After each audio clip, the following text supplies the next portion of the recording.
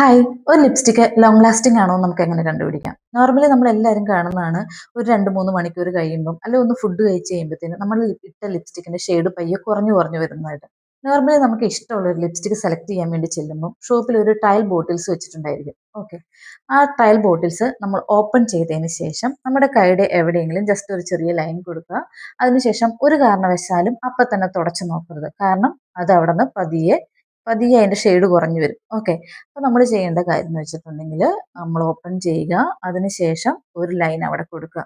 അതിനുശേഷം നിങ്ങൾക്ക് എന്തെങ്കിലും പർച്ചേസ് ചെയ്യാനുണ്ടെങ്കിൽ ആ സമയത്ത് ബാക്കിയുള്ള പ്രൊഡക്റ്റുകൾ പർച്ചേസ് ചെയ്യുക. ഒരു 5 മിനിറ്റെങ്കിലും ഒരു 10 മിനിറ്റെങ്കിലും നമ്മൾ കൊടുക്കുക ഇത് അബ്സോർബ് ചെയ്യാനുള്ള ഒരു ടൈം. എത്ര ഹൈ എൻഡ് ബ്രാൻഡ് ആണെങ്കിലും വില കൂടിയ ബ്രാൻഡ് ആണെങ്കിലും നമ്മളൊരു പ്രൊഡക്റ്റ് അപ്ലൈ ചെയ്തതിന് ശേഷം അപ്പം തന്നെ അത് തുടച്ച് നോക്കിയിട്ടുണ്ടെങ്കിൽ അത് റിമൂവ് ആവും.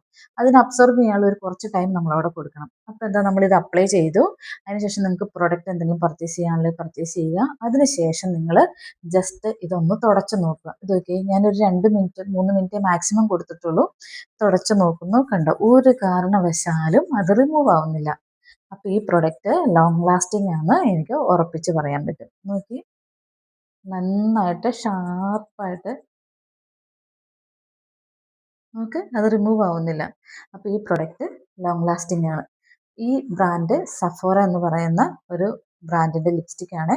ഇതിന്റെ ലിങ്ക് വേണമെങ്കിൽ താഴെ കമന്റ് ചെയ്താൽ മതി.